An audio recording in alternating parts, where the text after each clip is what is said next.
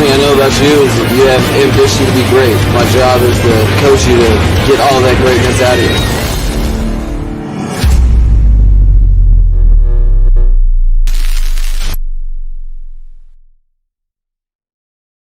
What's good, Fin Nation? What's good? It's your boy Reason, and we are back here for yet another one, baby. And it's a big show tonight. We got some information.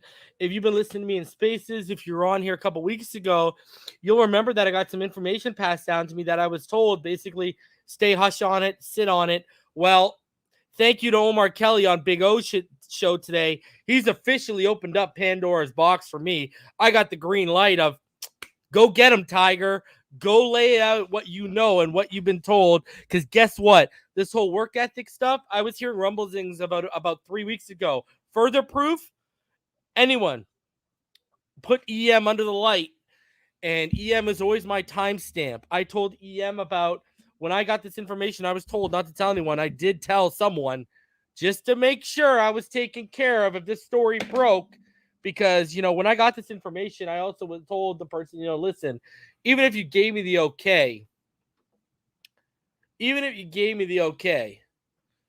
I probably wouldn't have gone public with it just because of how early in the off-season process we are. But I'm going to dive into that because there is a misconception. There is a vague blanket being thrown over with the two words work ethic.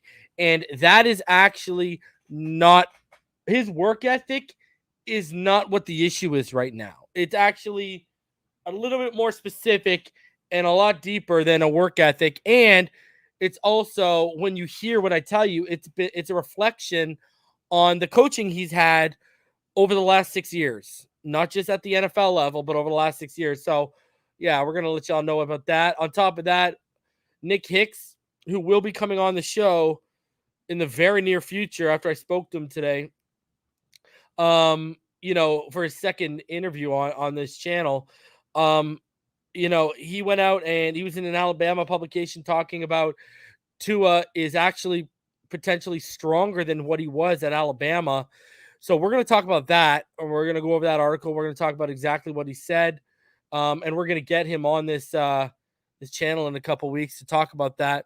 On top of that, I know there's a lot of news going around in terms of Connor Williams right now and what the issue with Connor Williams is and why is he getting center snaps. Well, I did some digging, I did some talking, and I've got a little info on that I want to talk to y'all about and why there's really nothing much to look at right now. There really isn't anything.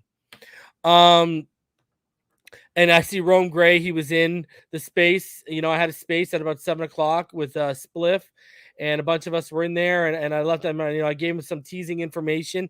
But the Big O thing, that's going to be the first topic we talk about tonight once we get into things here. So I'm not even going to bother teasing you guys. I'm going to tell y'all what my thoughts, my opinions are of it. And, this is something, if you guys have been following me for a long time, I reported this stuff back last October, November, before this came public with Barry Jackson. If you actually go by the work ethic stuff, I was the first one putting out the work ethic issue questions on my Patreon. Literally. I even remember the day that was passed on to me after we lost to the Buffalo Bills on Halloween. So I even remember when I got that info. So again, y'all already know my plug on this is already locked in. You're going to hear more about it tonight, and it's going to be way more specific than what Omar told y'all. And I'm pretty sure, I'm not 100% sure, but I'm pretty sure that if I know this, Omar's plugged in enough that he knows it. But we'll talk, maybe his plugs are a little different. I don't know. We'll talk about that. So we got a lot to get into, man. And then on top of that, I wanted to look at the draft history for the Dolphins and the Georgia Bulldogs because it's a lot richer than you might expect. Very interesting when you take a look at it. Man, I'm telling y'all. I'm watching this Penguins game right now. There it is. Jakey G right in front. 2-1, baby. Let's go. So we're going to get into all that. It's a really rich history. On top of that, guys, there's bad news on the Melvin Ingram front. There is legitimate bad news on the Melvin Ingram front in terms of his prospects coming to Miami. We'll talk about that. some interesting names when you actually take the list of 50-year options declined. There's some interesting names, and there's one in particular that I would be, well, 1.5. There's really two, but there's one for sure I'd be targeting when I look at these names. And then obviously a coaching change. We lost a big time positional scout. We'll talk about that briefly too. But let's get into this. And okay, so here's the deal. I spoke to Big O today. I asked for his permission to show what I'm about to show you. So we spoke on the phone. We talked about the whole thing, and I let him know what I heard, and I let him know the details and all that. So, I want to play this clip so you see what we're about to talk about. And then I'm going to lay it out for you. I'm going to lay out the truth for y'all. I'm going to let you know exactly what the deal is. Bari, you already know what time it is, baby. Bari already knows what time it is. All right, so let's get into this. Guys, already almost 250 of you in the room. Smash that like button. Subscribe if you're new. Man, just smash the like button. Man, if you want to become a Patreon, patreon.com/NFL, Finside the NFL. If you want to donate to the channel, paypal.me/Finside the NFL, or do so through the super chat. But at least hit that thumbs up for me. And if you're new here, subscribe. Let's get to 10K before the season starts, because I got a big show I put together in my mind. And I'm trying to put this together for y'all. We might be making some waves in the community in the next few weeks here. I got a big idea, so I'm gonna see if I can put it together.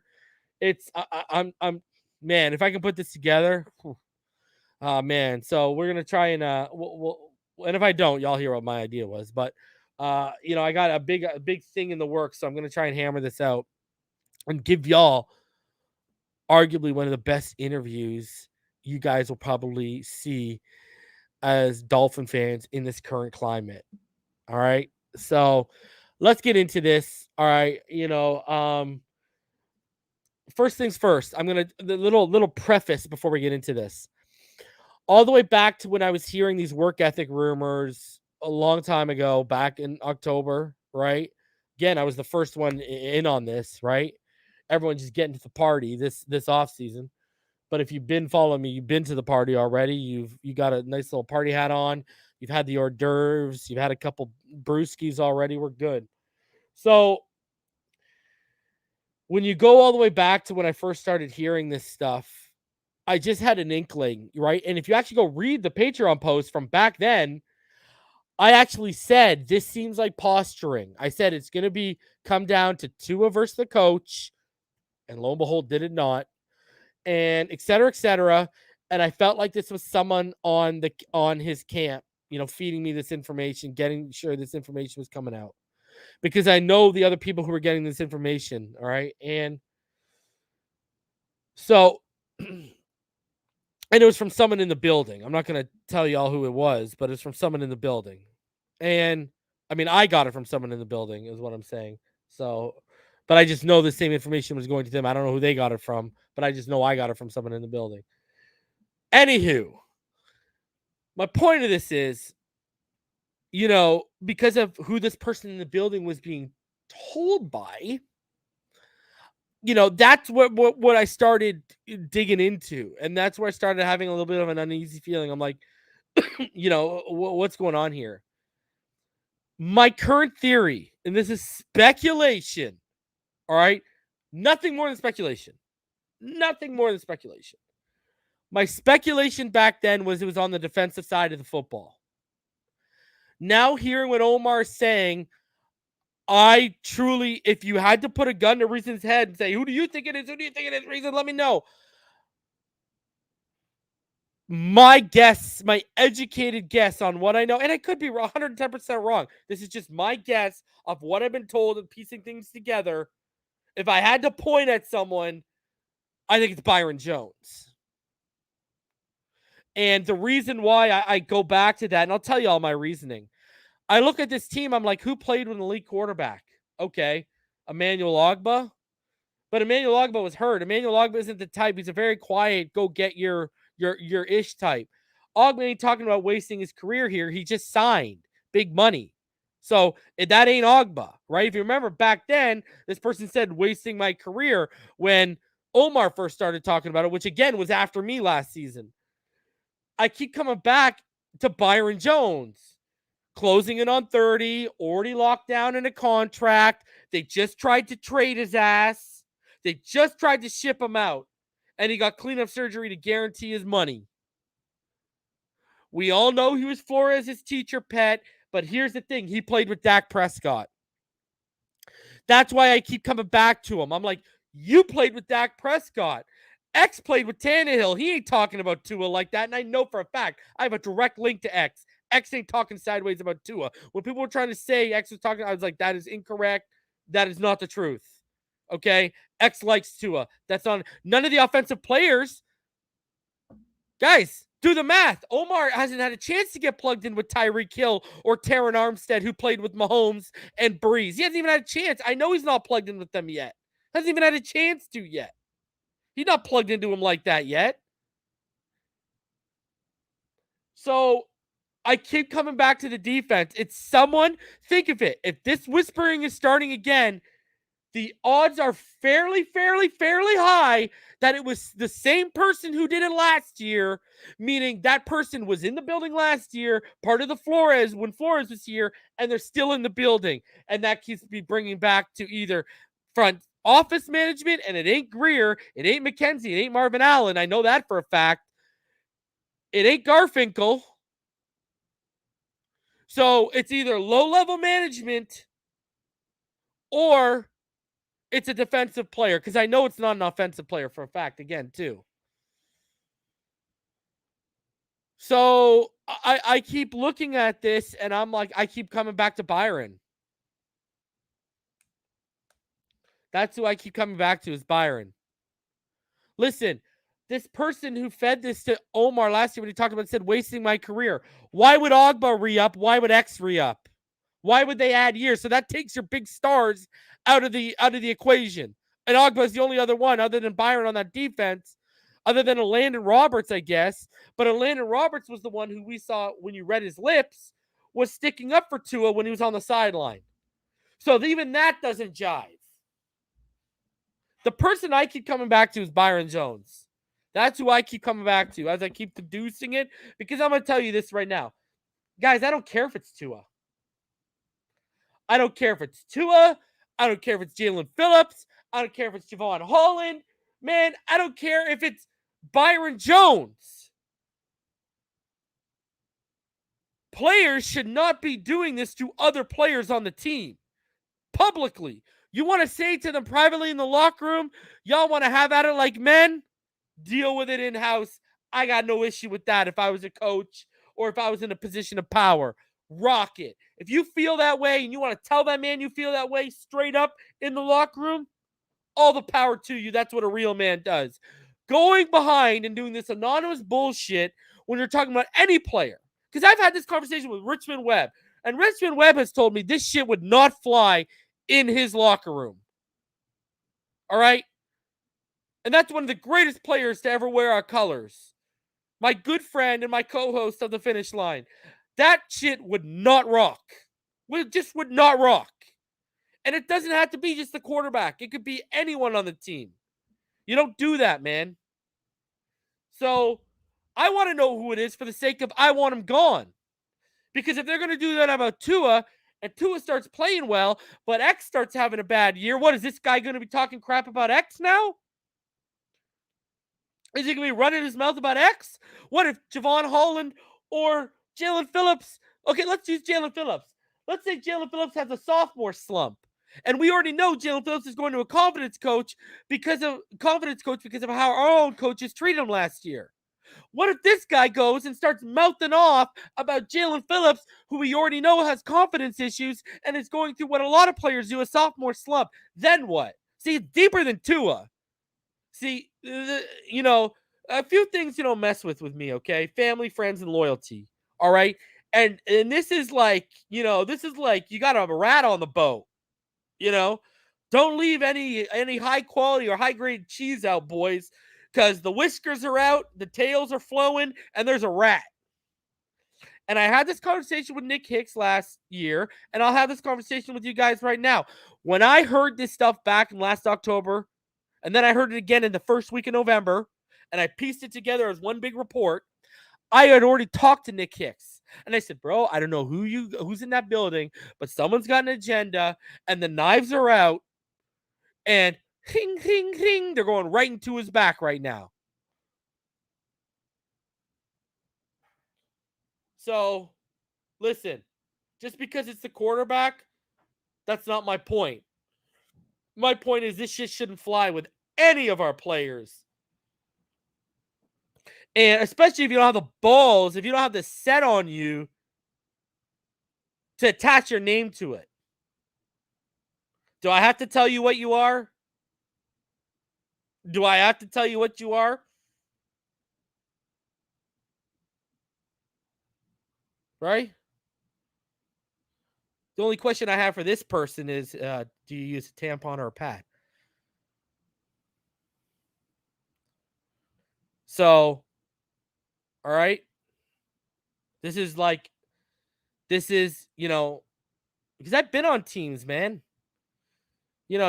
Clearly never to this level. But man, I remember, players bitching to me about not getting reps and not getting snaps. You're the quarterback, you can talk to the coach. But at least they had the man enough to come to me, you know what I mean? And keep it in house, not go whispering to all their friends and causing this whole big thing. It's just, you listen to this and you're like, what kind of bullshit is this? You know what I mean? And again, I use Jalen Phillips as a perfect example. If we already know he felt like some of the players and the coaches weren't confident in him and weren't really treating him all that well, to the point, obviously not if he had to go to a confidence coach, and then they didn't start treating him better until they saw on-field results. What does that tell you, man? Now it makes sense why Boyer wanted Byron's ass out, and he wanted J.C. Jackson in. Because, I'll be the first to tell you, Jerome Baker is Flores' boy, but this ain't in Jerome Baker. Jerome Baker ain't this kind of cat. I will say one thing. I may have issues with Jerome Baker, the player, but Jerome Baker, the person, is as quality of a person as there is, at least from what I've seen. I don't know the guy from a can of paint, but he seems like a stand-up, actual person and individual. You know what I mean? Byron seems like he was taking his little shots at X last year. People forget. Don't people forget? X took his shots at Byron last year. Then Byron came back with his little subtle shots surrounded by whole politeness, coach's pet type stuff. Talking about, well, I wouldn't be worried about money. I just go out and be a leader and, blah, blah, blah, blah, blah. Byron, yeah, easy to say when you're not earning the money like X does. Come on. And Byron's still good. Byron's still top 20 in his position, but X top 3 at his position. Let's not lie to ourselves right now. Okay? Y'all, your salary should have been reversed. Not even a question. So, I mean, that's who I see as a situation. But let's get into this. I'm going to show you the clip, and then I'm going to tell you what I know, because here's my issue with this situation. Work ethic, and you're going to see why, is way too vague of a blanket statement. All right? It's not what the actual issue at hand is. So let's roll into this. I want to show you guys what this is. All right? Let's show you exactly what I'm talking about. Shout out to Big O for giving me I wanted to hit up the homie and say, you know what, I want to use this clip, man. I got his. If you want to watch the full episode from today, the description, it is below. In the description below, you will find the link. Let me bring this up though.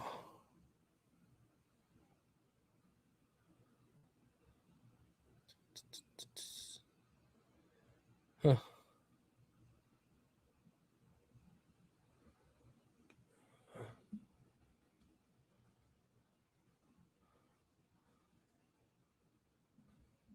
I clipped the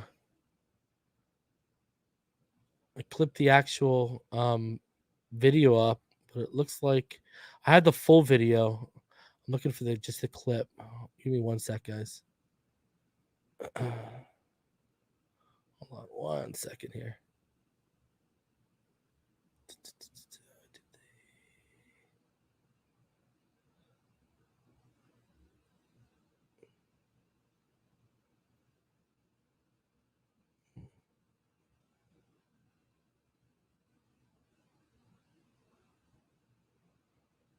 All right. Well, I got the full episode. You know, I'll bring up the episode. I know where the timestamp starts, so we're all good.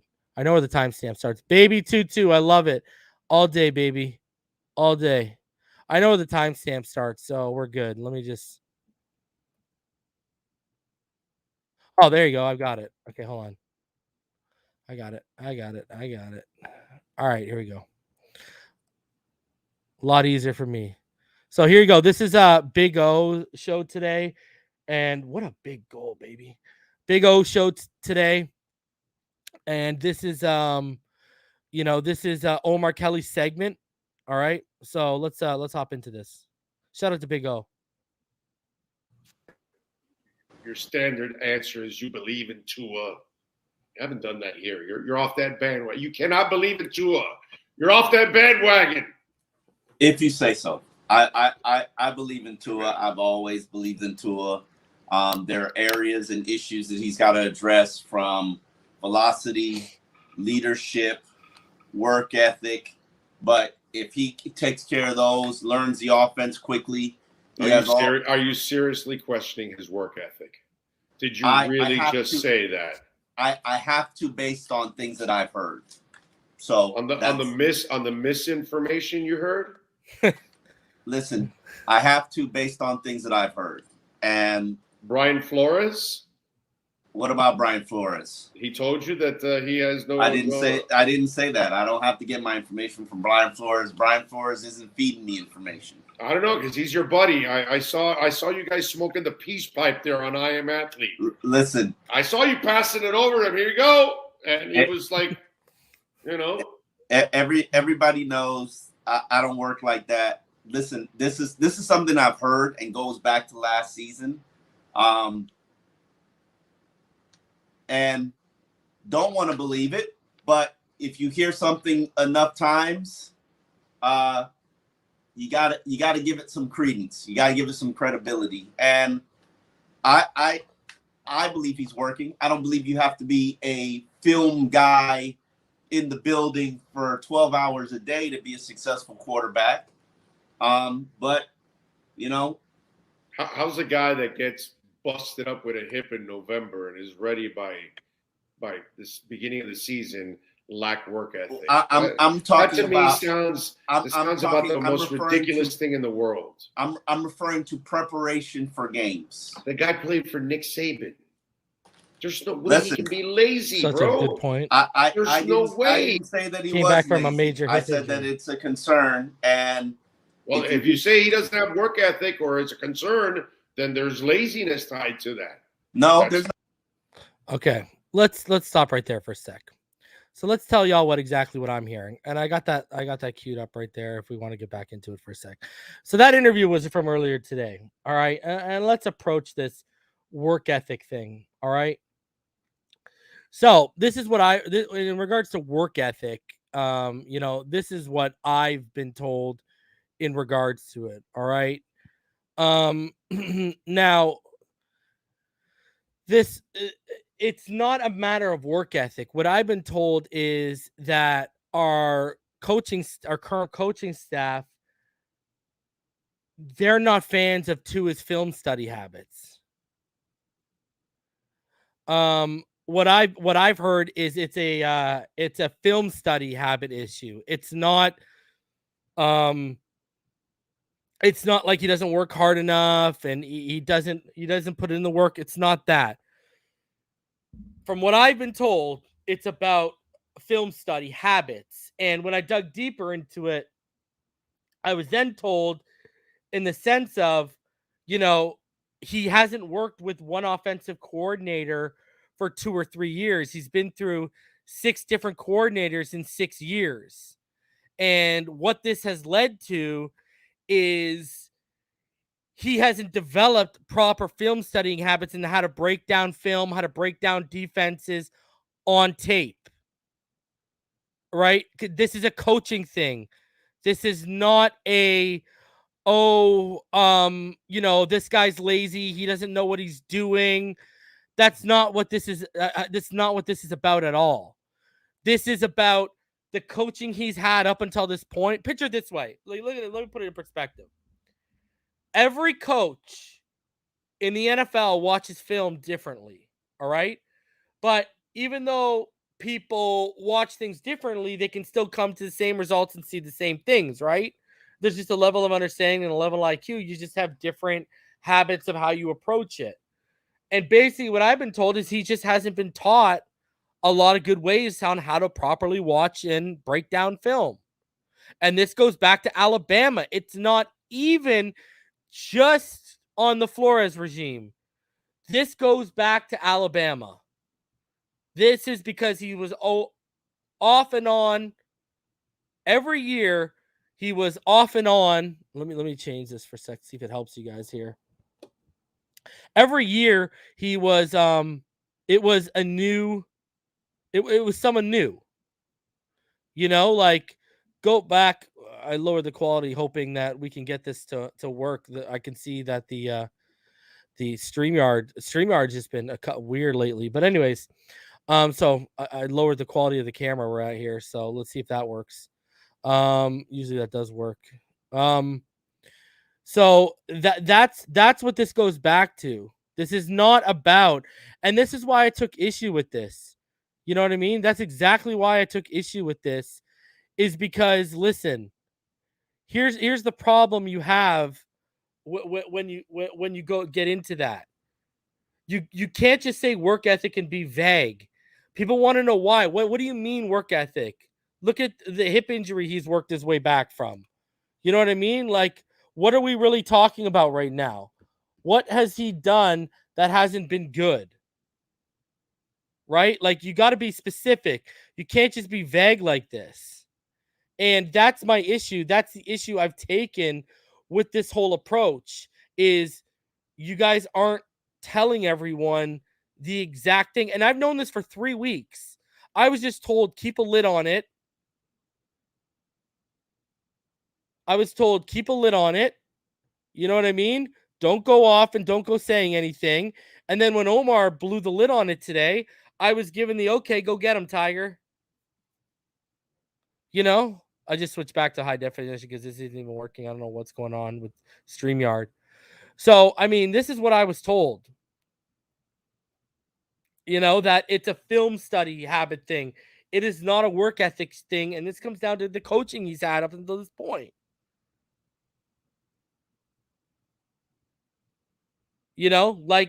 So people are out here questioning his work ethic. Do I want to listen to him talk about golf all the time? No, I don't. I would say if you're going golfing, just keep it to yourself. Don't even talk about that ish. You're just giving people reason to push back on you. But this is what I'm hearing, that it's a film study habit thing, and he's picked up bad habits from coordinators. That's it. And guess what? You know why I'm not worried? You know why I wanted to let it play out, and I told the person, listen, even if you let me tell anyone this, it is what it is. You know why I took that approach? Because the season hasn't even started yet. If I'm hearing this when the pads are on, you know what I mean? Then, okay, we got an issue. But the pads aren't even on right now. So what are we talking about? Why are we even doing this? I think this is just straight up nonsense, if you want my honest opinion. I think because, listen, any coaching staff is going to, especially these guys. We all know these guys they know everything. All right? We already know they know that. So obviously they're not going to like how this kid studies. They're just not.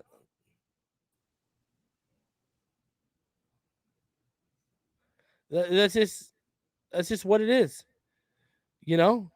I really don't know what else to say. I think too big of a deal has been made about this. I really do. I think people need to ask, okay, work ethic, and specifically what?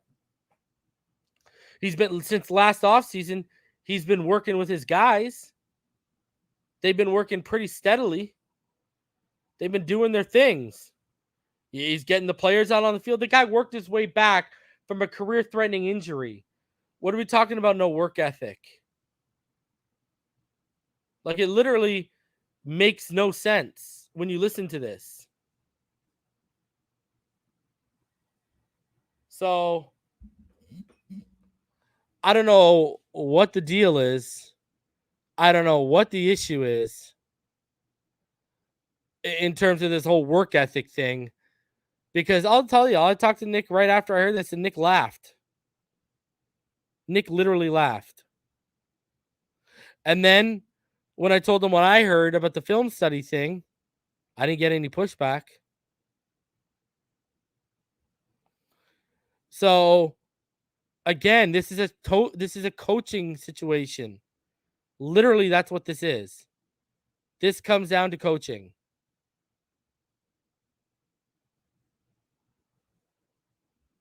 I don't know what else to say. It literally comes down to coaching. This is going to be something for the coaching staff to correct and fix. That's all there is to it. And it literally is what it is. You know, it is what it is. And this is coming from the same person who fed me all that correct information, you know, last October and November that I ended up being spot on about. So, and again, you can't even put that on Flores, Pyro. This is on the Galeys. This goes back to Bama. This is not just a Dolphins thing. This goes back to, you don't sit with one coordinator for 2 or 3 years. It's hop, hop, hop, hop everywhere, whether it's at college or whether it's in the big time.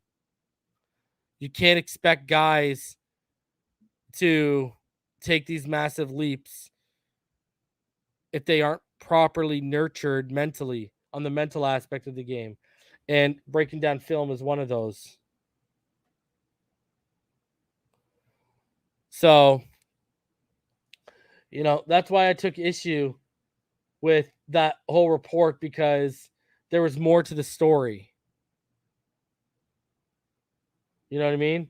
Like, there was much more to that story, and I think y'all had the right to hear what the actual rest of that story was. So that's what I know about it. It's not a work ethic thing. It's bad film study habits picked up over the course of being through 6 coordinators in 6 years. And that's something that can get coached up. That's something that you can coach up, man. So, it is what it is. So that's what I know on the situation. You know, there's a lot more to it than, oh, his bad work ethic. No, that's not what's like, come on, man, let's be specific here. It's film study habits he's picked up over the last 6 years under 6 coordinators and jumping from coordinator to coordinator. That's all it is, man. It's what it is. So Tua got the work ethic. If he didn't, he wouldn't have made it back from a career-threatening injury. If Tua didn't have the work ethic, like, come on, man. If he didn't have the work ethic, you think he would have ever had a chance to get a starting nod over a guy like Fitzpatrick? Even if people want to say he gave him, he still would have had to work hard enough to a certain level. He wouldn't be. Right now, Tua looks like the hardest worker in the offseason on our team. And that's not just because of all the stuff that's coming out. It's you see how hard and how much it means to him getting his body right.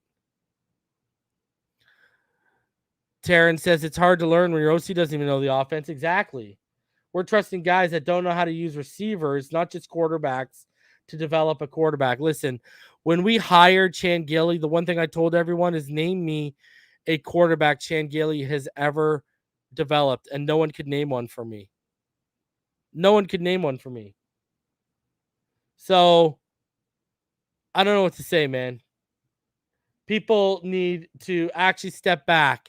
And when you listen to what I say, it makes sense. Right?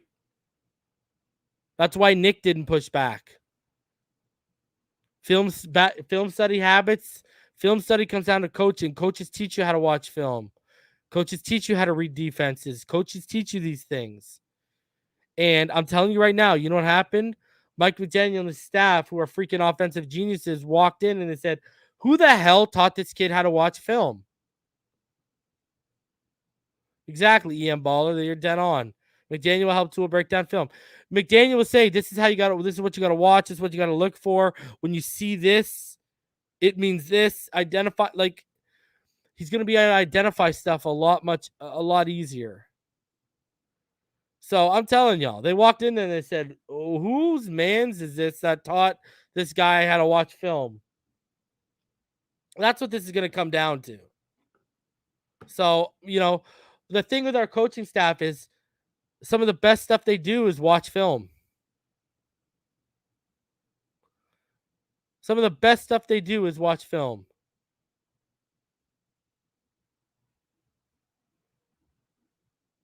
So that's where I'm at with it. You know what I mean? And if I still keep hearing these film study habits and we're into like September, okay, I'll be worried. If we start hearing this into September, okay, there's cause for worry. But right now, what are we worrying about? What are we worrying about right now? And here's the thing. Anyone who's talking about work ethic, I'm the first person who brought this up in this community. I was the first person on this. I plugged into this whole story since the get-go, man. I know what the deal is with this. It ain't work ethic, man. It's film study habits. And you know why? Because the regime, this got back. I'm already noticing when I'm hearing things during this regime, I'm hearing more context to things when I hear them now. And that's what pissed me off is I heard this and I'm like, where's the context of this situation? All of you guys have a right to ask, okay, work ethic how? You guys all have the right to ask that. That's what I would ask.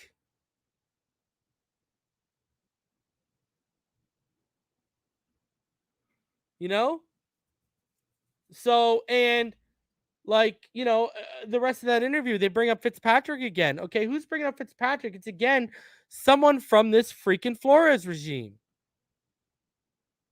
It ain't Gesicki. Gesicki was Fitzpatrick's biggest supporter. Now he's Tua's biggest supporter.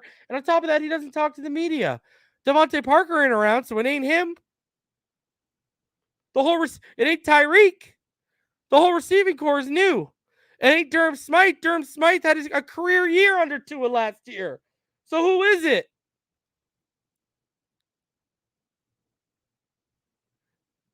Ain't no one good enough on the offensive line to be talking other than Robert Hunt. And I guarantee you it ain't him. So Hunter Long wasn't here. I mean, where are we going with this? That's why I keep coming back to Byron. I'm telling y'all, call me crazy. I don't care. But when I think about this and I think about the wasting my career comment last year that this same person told Omar that now this obviously clearly same person is telling him this. And then I go off what I heard last year to all the way up to now. I think it's on the defensive side of the football. I said last year in November, that this seems like posturing to his camp versus Flores' camp. And some of the stuff I'm hearing is Flores' camp. Some of the stuff I'm hearing is to his camp. And this stuff reeked of Flores' camp.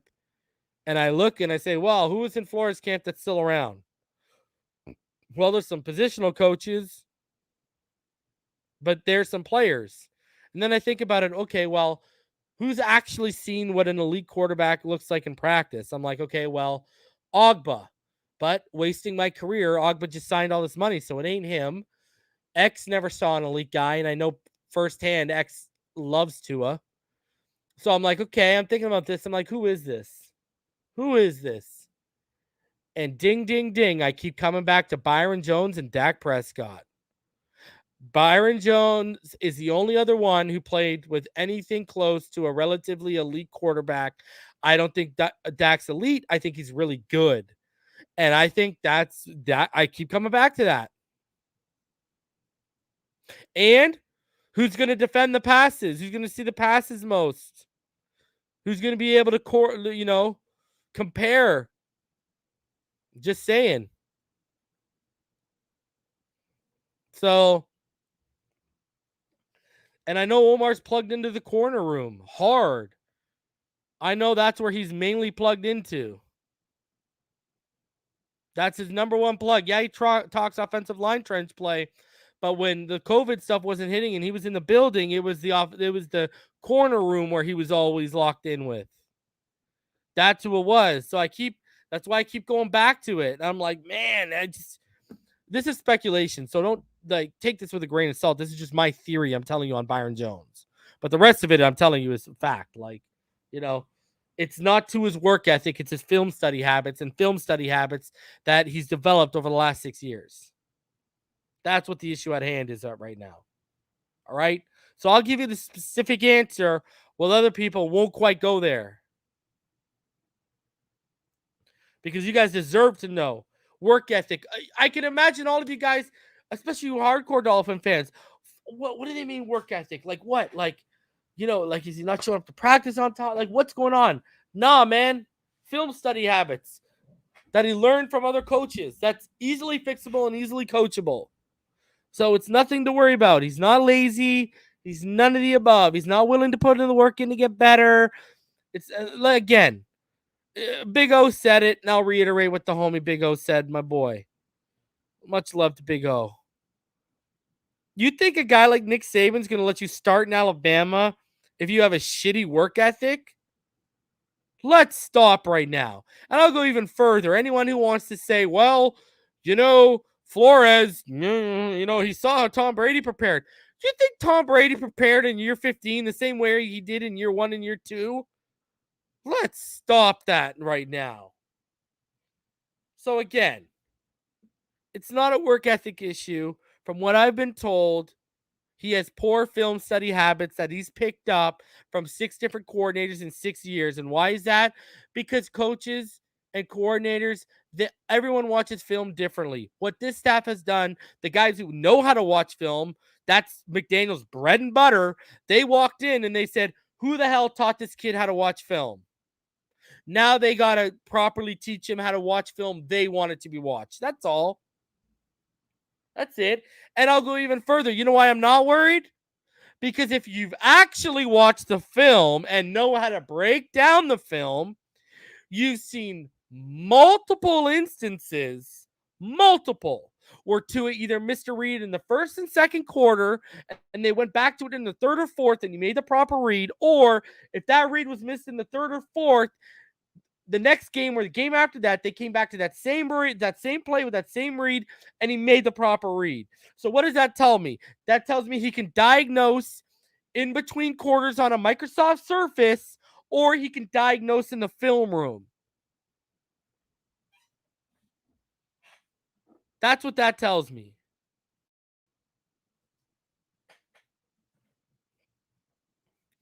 So that's all I got to say about that. All right. That's that whole thing out of the way. Now you know what I know. Now you know why I'm not stressing it and trying to make a big deal out of it. But I will make a big deal about the proper facts not being told to y'all. All right, let's get into what Nick said. Shout out to the homie Nick Hicks. That's my guy right there, man. That's the guy right there. And he'll be coming on in the next couple weeks. So be on the lookout for that. I got something special planned. All right. So he was recently talking to TD Alabama magazine, Touchdown Alabama magazine, and this is what was said. Some interesting things were said, and he says Even after his legendary seasons at Alabama, it's no secret that the early part of Tua Tagovailoa's career in the NFL has been full of inconsistency. Tagovailoa was selected with the 5th overall pick in the 2020 NFL Draft by the Miami Dolphins and was immediately expected to be the franchise answer at quarterback after several years of dismay. But even before the Southpaw stepped onto the field to compete for a starting spot, he had a massive obstacle to overcome. Before the start of his rookie season, Tagovailoa was in the middle of rehabbing a dislocated hip he suffered at the end of his playing career with the Crimson Tide. People really downplay how hard work ethic. If he wasn't having a good work ethic, you think he would have made it back from that injury? Come on. Unfortunately, the injury would be something that lingered over Tagovailoa as he appeared to be not quite the same player he was when he was at Alabama. Perhaps the most noticeable difference in Tagovailoa's game stemming from the injury was the regression of his arm strength, which limited him even more. But for the past 2 seasons, Tagovailoa has worked with trainer Nick Hicks at Perform Sports to get his strength back. Hicks spoke with Touchdown Alabama and reported that Tagovailoa's arm strength has returned to the Alabama form. I told y'all we're going to get that torque back, and it's game on, baby.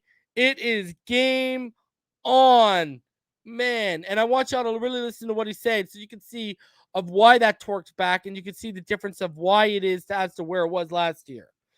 Yes, he's back to Bama Tua, if not stronger, Hicks told Touchdown Alabama. So his rookie year, he's fresh off the injury with 0 to little strength training at all. Didn't even expect to play as a rookie, but did. Was about 60% of himself, if that. Last offseason, we focused on strength and strength alone. I can't tell you how weak he was, which is common after a hip injury like that. But if we were to skip the foundational strength aspect and just go actually skill training like footwork, lateral movement, on rhythm throwing, off platform throwing, it would have bit us in the ass, and he probably would have had another setback with the hip. This offseason has been a completely different plan. He maintained the strength throughout the season that they developed last year and was ready to rock and roll once our offseason plan commenced. So as for this offseason, we focused on the skill aspects as stated above, as well as strength training because we could.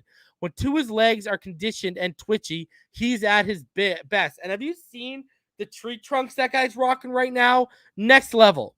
So we did countless amounts of lower body footwork drills, off-platform throws on the run, 2-minute drill simulations. We actually got to train to play quarterback, not rehab an injury. In 2021, as a team's primary starter, Tagovailoa appeared in 13 games and threw for 2,653 yards, 16 touchdowns, 10 interceptions, while completing 67.8% of his passes. Despite his extensive rehab, the Dolphins heavily invested in the offense this offseason in hopes to best support Tagovailoa. Amongst its major moves, the Dolphins hired San Francisco 49ers offensive coordinator Mike McDaniels, the new head coach, signed Pro Bowl left tackle Teron Armstead, signed running back Raheem Mostert and Chase Edmonds, and acquired all-pro receiver Tyreek Hill. With the alleged return to his full strength, Tagovailoa hopes to finally be able to turn the Dolphins around as he originally planned on draft day. So, I mean, that torque, as long as that torque comes back, we are set, baby. We are set. He has been placed under the proper guise of good minds that can lead him, I think, offensively towards the promised land. I think he's going to be coached up like never before. I think we're going to start seeing the guy we wanted to draft at number 5 this year. This year, we start seeing him a lot more consistently. So, y'all already know how I feel about that. I truly believe he gives us top 12 play. And there are multiple things. I needed that torque back in his throws, which it looks like it's coming back. I need him to read all 3 levels more consistently. I need him to be better as pre-snap reads. And I just need his touch on the intermediate level to get a little bit tighter like how it was. If those things get fixed, we got a top 12 quarterback in the NFL this year. I truly believe that. I really, truly do. I mean, those are 4 key elements. Those 4 things get cleaned up, we're ready to roll. We're ready to rock, and we're ready to win a playoff game. Be prepared. Another big story today was from Barry Jackson. It had people kind of panicking a little bit. I don't know why. Because I'm going to tell you I'm going to give you guys the inside info on this. So Barry dropped this article. It said, intriguing outside the box idea emerges option for Dolphins at center. The details. An intriguing outside the box option has emerged as the Dolphins mull what to do at the starting center job. Well-regarded left guard Connor Williams, a free agent addition from the Dallas Cowboys, has been splitting his time between guard and center during the team's offseason program. It is now viewed as an option to play center if the team chooses to go in that direction, according to multiple sources. Williams took snaps at center in his preseason for the Cowboys the past 2 years, and the Cowboys liked how it went. I thought Connor had his best day July 25th at center, coach Mike McCartney said at the time. Dolphins coach Mike McDaniel, offensive coordinator Frank Smith, and offensive line coach Matt Applebaum are experimenting with the offensive linemen at different positions, and decisions might not be made until training camp or after multiple preseason games. The Dolphins don't have a single veteran player on their roster who began their NFL career as a center, but they have multiple players who have experience at the position and can handle the job capably. Michael Dieter was a 15-game starter at guard, and as a rookie, played only 23 snaps in the second season and moved permanently to center last season.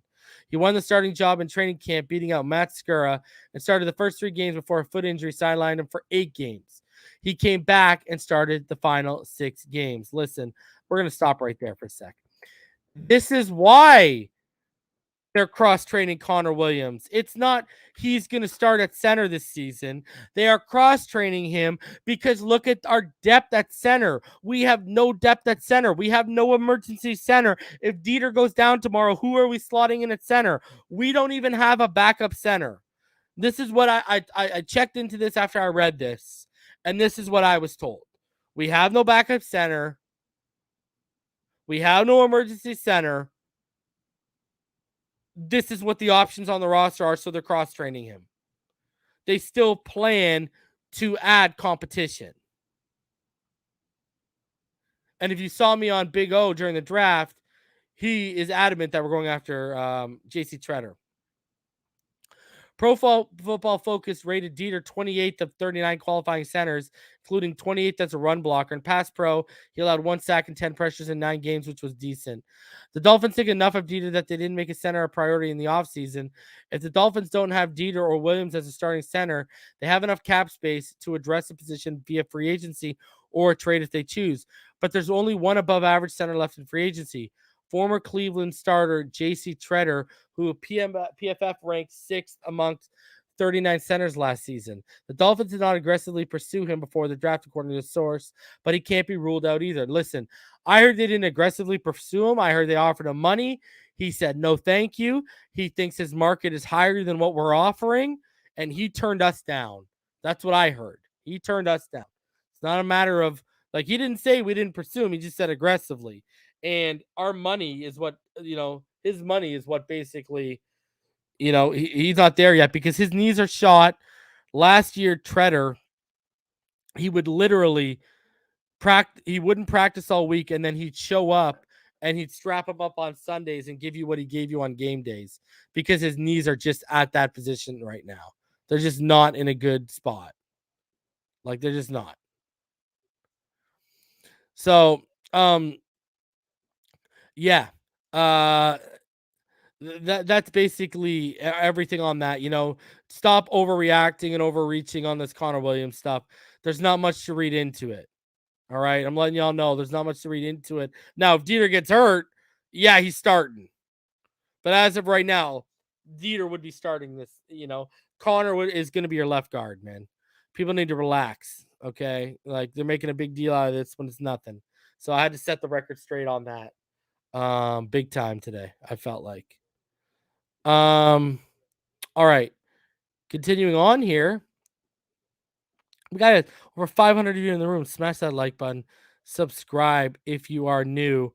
A big hit to the Melvin Ingram pursuit by the Dolphins. Guys, the Ravens and Chiefs have applied the seldom used UFA tender on Justin Houston and Melvin Ingram, respectively. And what this basically means, guys, if you are wondering, what this means is, that Melvin Ingram I believe he has until July 22nd to sign with a new team. And if he does sign with a new team, the Chiefs would get compensatory picks. So what up, Tilly? How you doing? So Melvin Ingram, it looks like that option might be off the board. He has been tendered. This is seldomly ever used, and they will get a compensatory pick if he goes somewhere else. So Melvin Ingram, maybe, and this explains why they pivoted to Nick Hicks and Carlos Dunlap. There's your answer. That is your exact answer right there. Now you know what's up. And for all of you joining late, if you missed it, it's not a question about Tua's work ethic. It is, from what I hear, bad film study habits that he's picked up over the course of six coordinators in 6 years. So it's a coaching situation. It's not a Tua situation. Coaching has to be held accountable here, right? And the new staff walked in and said, "Hey, who taught this kid how to watch film?" Because basically, we got to teach him how to properly watch film the way we want him to watch film. That's what we're at right now. So no one in the building is questioning Tua's work ethic, okay? And anyone questioning Tua's work ethic clearly doesn't watch this kid or know what this kid's about, all right? One of the hardest worker in any room he walks into. Stop right now, all right? Saban would not have let that fly at Alabama. He would not have got back. Guys, you think he wouldn't, if he didn't have a work ethic, he wouldn't have been playing football, let alone walking as quickly as he was. Stop right now. So now I wanted to show you guys this list because it's very interesting to me, at least. There are some interesting players still that their options didn't get picked up, and my eyes go to one person specifically, Josh Jacobs. Josh Jacobs has not been tendered. Now, I know because McDaniels, the Patriot way, they don't like to pay running backs. But, you think about Kareem Hunt's used in Cleveland. If this is someone we could potentially pursue next offseason and add him to a Raheem Mostert and Chase Edmonds backfield, and he's that's the thunder to the lightning. And you can also keep some tread on the tires because you're not using him as a full 3-down bell cow. I like that. At the right price, when I see that, I think Josh Jacobs added to what we currently have would be huge. So something I wanted to point out, something I wanted to point out to you guys. I know a lot of people are going to look at Devin Bush. I think Devin Bush is going to want more money than he's worth. But Josh Jacobs, that's an interesting name just to keep an eye on, right? So other thing I wanted to show you guys, this great article from the 5th quarter. And, it says, it's called "The Dolphins Have a Rich History with Defensive Players from Georgia." The Miami Dolphins had to wait until the end of the 3rd round to make their first pick of the 2022 NFL Draft. The consensus, however, is that they made the most of it. I agree. Other than Leo Chanel, this is the best pick. It was Tyndall or Chanel. With the 102nd overall pick, Miami took Georgia linebacker Channing Tyndall, national championship and a member of one of the better defenses in recent college football history. I mean, the LSU defense was pretty nasty with Burrow. Tyndall recorded 67 tackles, 5.5 sacks, and a forced fumble last season. By the way, prospect profile on Tyndall is coming on Thursday or Friday. FYI, that's coming this week. And then next week, Eric Izikuma is coming, prospect profile. All 22 more in-depth scouting evaluation than what I've given you on the players so far. You're going to want to tune in. Listed at 6'3" and 230 pounds, scouts have raved about Tyndall's speed. Many experts and analysts believe he will make a good fit in the Dolphins defensive coordinator Josh Boyer's system. Over the years, many players from Georgia have played their professional football in South Florida. 10 end Randy McMichael spent 5 seasons and averaged more than 600 yards receiving per season. The verdict is still out on guard Solomon Kinley. Running backs Robert Edwards and Noshawn Marino had their Miami careers derailed by injuries, but they virtually even started. Defensively, however, the Dolphins have a rich tradition with former Bulldogs. That's a trend they hope to continue with Tyndall. Two of the biggest names for the Dolphins' vaunted no-name defense of the 1970s played their college football in Athens before legendary quarterback Don Marino danned the number 13 safety Jake Scott wore quite well. Scott spent 6 seasons with the Dolphins and made the Pro Bowl in each of the last 5. He still holds the franchise record with 35 career interceptions. Hopefully X breaks that. Scott recorded 2 picks in Super Bowl 7 as the Dolphins defeated the Redskins to complete the NFL's first and only perfect season. He was named the game's MVP and became the first defensive back in Super Bowl history to earn that honor. Up front, defensive end Ben Stanfield was one of the premier pass rushers of his era. A mammoth of a man at 6'5" and 250 pounds, Stanfield played all 8 seasons of his NFL career in Miami. He was a 5-time Pro Bowl selection, including as a rookie in 1969, a year where he returned 2 interceptions for touchdown. Stanfield made 4 straight Pro Bowls from 71 to 74. Although sacks were an unofficial statistic at the time, he led the NFL with 18 in 1973. That's the last season in which the Dolphins won the Super Bowl. They defeated the Minnesota Vikings in Super Bowl 8 to become the first repeat champions of the AFC. The last 2 decades or so haven't been overly kind to the Dolphins as a franchise, but one of the shining stars in the second year of the period was another Georgia alum, and one of my favorites, Rashad Jones. Jones spent a decade with the Dolphins from 2010 to 2019. He made 2 Pro Bowls during that era and probably deserved to make more.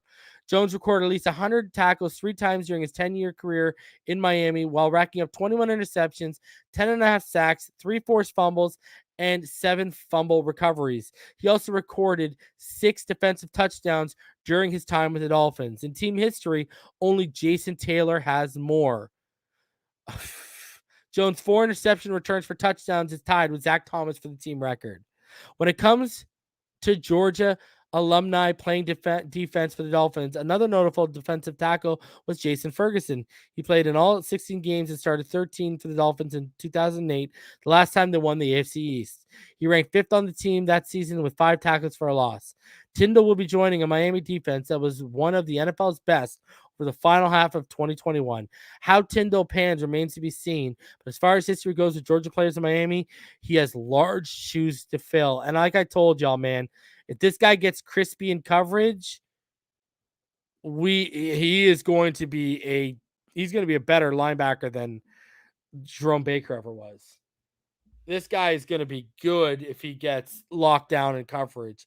If he gets better ball instincts, anticipation in coverage, and he can play the ball a little bit better, man, sky's the limit for this kid.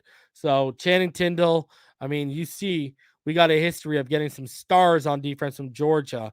And when you look at the tape of Channing Tindall, and I'll show you why in my prospect profile this week, he's got the makeup to become another one of those stars. He really does. Finally, guys, some housekeeping for y'all.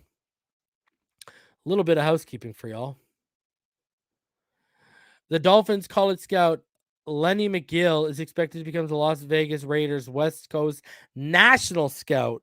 McGill has been a scout for the Packers, Broncos, and Dolphins for the past 21 years. So wishing nothing but the best to Lenny McGill. Lately, they've plucked some good ones from college, so you can't hate.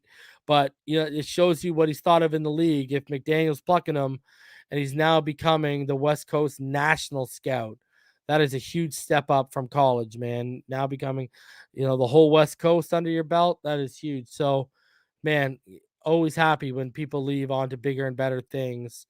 So good luck to him in his career as it moves forward. You know what I'm saying? So, guys, quick recap. I don't know what to tell y'all. To his work ethic, it's fine. That's not what's at question right now. What's at question right now is his film study habits, and that is just a product of the coordinators he's been through, the history he has with those coordinators, not having one guy sit down with him for a couple years and teach him tricks of the trade, the ins and outs. And this coaching staff, they're going to want to watch a certain way. They're going to want to watch their way. And, I mean, you look at Gailey, you look at Godsey and Stoodsville, certainly none of those guys were on McDaniel's level. Sarkisian was not on McDaniel's level. He basically took the offense from McDaniel and Shanahan and brought it after he left Atlanta to Alabama. So he's a copy and paste guy. So you look at the guys to his head, no one's on the level of the minds we have in that room right now. So that has got to give you high hopes moving forward for, for Tua's development. And especially, I'm sure by the end of the season, we got no problem watching film. Like I've said, if you've watched the film, if you've watched every rep of his like I have, literally I've watched every rep at the NFL level from an all 22 perspective at least 3 or 4 times, not even lying. And if you've watched that, you've seen if he misses something early, they hand him the surface, they go back to it later in the game, he hits it. If he misses something late in the game, they go back to it next game or the game after, he hits it. That tells me he's got the read and recognition ability. When the film's in front of him, they just probably don't like how he's, processing things while he watches film. There's a certain process step they probably want him to abide by, and he's not there right now. So it is what it is. I ain't worried at all. Two are going to be fine this year. We got the right staff in place. Good stuff popping off. Man, it's going to be a big year. I'm telling you, man, it's going to be a big year. I think we're going to make the playoffs this year. I think we're going to win a playoff game potentially. I really do. I think this team is ready to set up and win a playoff game. So, it is what it is. Remember, Mahomes didn't know how to start reading, didn't start being able to start properly reading defenses late into year 2. He's talked about that publicly. He just had so many gifted skills given to him, right? So he was able to make it work. So, hey, everything just comes with reps. Whether it's on the field, whether it's in the film room, it's just reps. They're going to his third year in the league. He's no defenses better than his first year. He can watch defenses on tape better than he could on his first year. It's just we need him to be more consistent at reading all 3 levels with his pre-snap reads, his touch on the intermediate level. His mechanics need to be more consistent. And we'll be good. We'll be good.